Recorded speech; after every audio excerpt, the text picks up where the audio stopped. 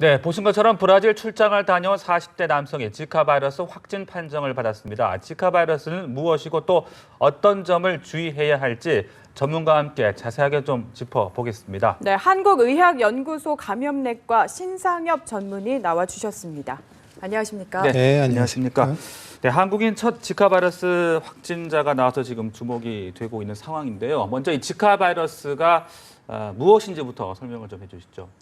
이 지카 바이러스는 그 댕기열과 이제 유사한 계열의 플라비 바이러스라고 해서 이제 지카 바이러스와 댕기열은 이제 그 약간 이제 친촉 관계에 있는 그런 유사한 바이러스인데요. 1947년에 그 아프리카 우간다의 지카 숲에서 맨 처음 원숭이한테 이제 분리가 되었고 그 이후 이제 2014년까지는 그냥 산발적으로 그 중남미나 이제 오세아니아 쪽에서 산발 발생을 하다가 2015년 이후에 이제 브라질을 중심으로 이제 지금 전 세계적으로 유행을 하면서 지금 이제 알려지게 되었습니다.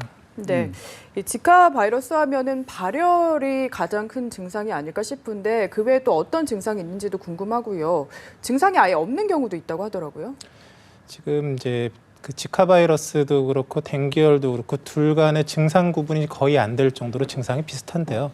대부분의 환자들에서 10명 중에 사실 7, 8명은 증상이 전혀 없는 무증상으로 알려져 있고 두세 명 정도에서 나타나는 증상이 보통 이제 발열, 그다음에 그 근육통, 두통, 거기에 이제 피부 발진 같은 것들이 나타날 수가 있습니다. 근데 이런 증상이 심하지가 않고 보통은 일주일 이내에 소실되기 때문에 그 증상 자체만으로는 그렇게 중한 질병은 아닙니다. 아, 그렇군요. 그런데 이제 우리가 그 신생아의 소두증을 유발할 수 있다. 이 점 때문에 특히 이제 임신부가 위험하다고 그렇게 알려져 왔었는데 그렇다면은 지금 같은 이 40대 남성의 경우에는 뭐 크게 걱정을 하지 않아도 되는 건지 어떻습니까? 지카 바이러스 감염증은 사실 말씀드렸듯이 증상이 심하지는 않지만 두 가지 정도의 이제 합병증이 유발되면서 이제 공중보건학적 문제가 되고 있는데요. 그 중에 하나가 그 감염된 임산부에서 낳은 태아에서 소두증이 발견이 되고 있고 실제로 태반과 이제 신생아 그 조직에서 바이러스가 발견되면서 확실치는 않지만 관련성이 지금 굉장히 이제 그 제기가 되고 있고요. 또 하나는 길랭바레 증후군이라는 그 신경학적 합병증을 또 나타낼 수가 있습니다. 근데 뭐 길랭바레 같은 경우는 뭐 그렇게 큰 문제가 되지 않지만 소두증 같은 경우는 이제 그 굉장히 큰 문제가 될 수 있기 때문에 그런 걸 중심으로 이제 여러 공중보건학적인 그런 대비를 하고 있는 상태입니다. 네, 지금 이 40대 양성 환자 같은 경우에 회복 단계에 접어들었다 이렇게 알려지고 있는데요. 그럼 지금 어떤 치료를 구체적으로 받고 있을까요?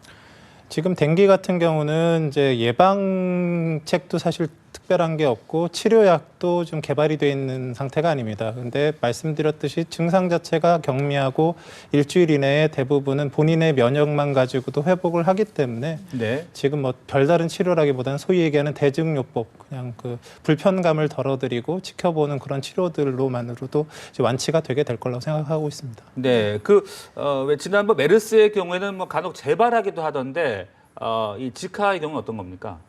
이런 대부분의 바이러스 감염증들은 재발을 잘 하지는 않습니다. 그러니까 치료가 이제 원활치가 않아서 그 재발하는 경우는 있겠지만 지카 바이러스의 특징 자체로는 그 재발이 흔한 그런 질환은 아닙니다. 네, 그렇군요. 자, 그리고 이 어떤 경로로 감염될지 이 부분도 좀 우리가 주의 깊게 살펴봐야 될 것 같은데 모기에 물리지 않으면은 감염될 가능성이 좀 적다 이렇게 봐도 되는 건지 어떤 겁니까? 이 지카 바이러스는 사실 댕기와 비슷하긴 한데 조금 몇 가지 차이점이 있는데 지카 바이러스 감염 경로는 한 3, 4가지 정도 됩니다. 이제 가장 대표적인 것이 이집트 순모기나 흰줄 순모기 같은 모기에 물려서 이제 감염이 되고요. 또 하나는 이제 아까 신생아 소두증에서 문제가 되는 그 모체에서 태아로의 수직 감염이 또 하나가 있고 또 지금까지 이제 보고 중에서 수혈과 관련된 감염증도 있었고요.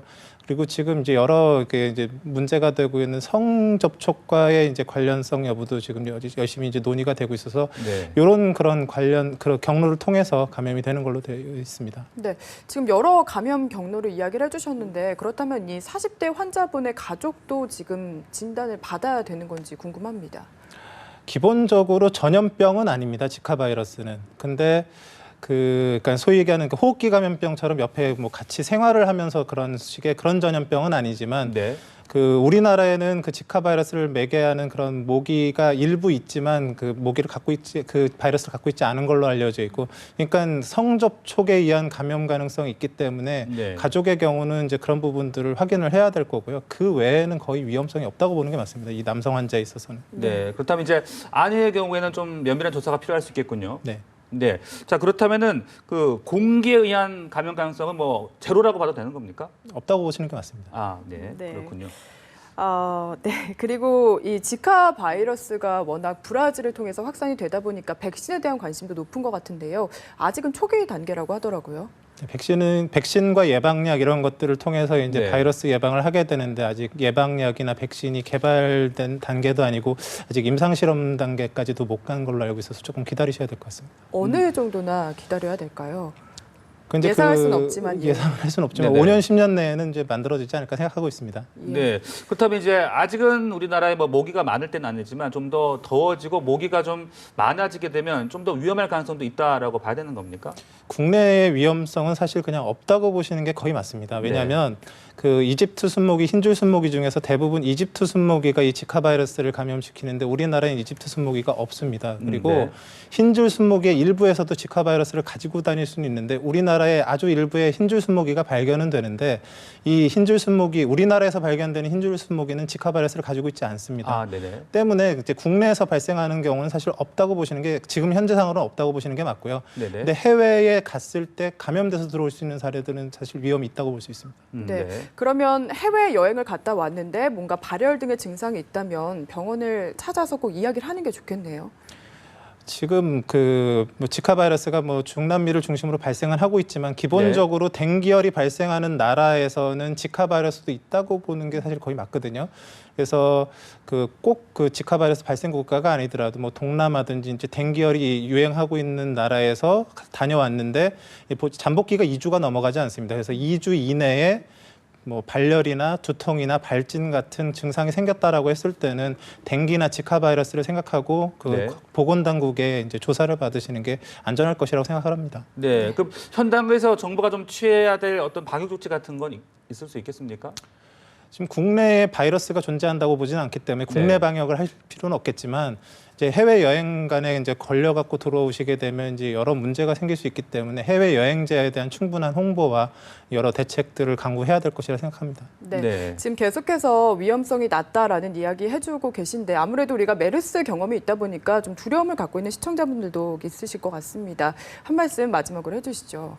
지카 바이러스는 우리나라에는 지금 없습니다. 이제 바이러스가 있는 나라에 가셨을 때 이제 위험한데, 네. 크게 경로가 두 가지라고 보시면 됩니다. 하나는 그 현지에서 모기를 물리시면 안 되고요. 네네. 그리고 말씀드렸지만 이 지카 바이러스는 걸려도 증상 없는 사람들이 대부분이기 때문에 현지인과의 좀 불필요한 성접촉 이런 것들을 하시는 것도 역시 위험할 수 있습니다. 이제 그 네. 두 가지를 조심해 주시는 게 좋겠습니다. 네, 알겠습니다. 지금까지 지카 바이러스 관련된 여러 가지 사항들 신상엽 감염내과 전문의와 함께 이야기 나눠봤습니다. 말씀 고맙습니다. 감사합니다.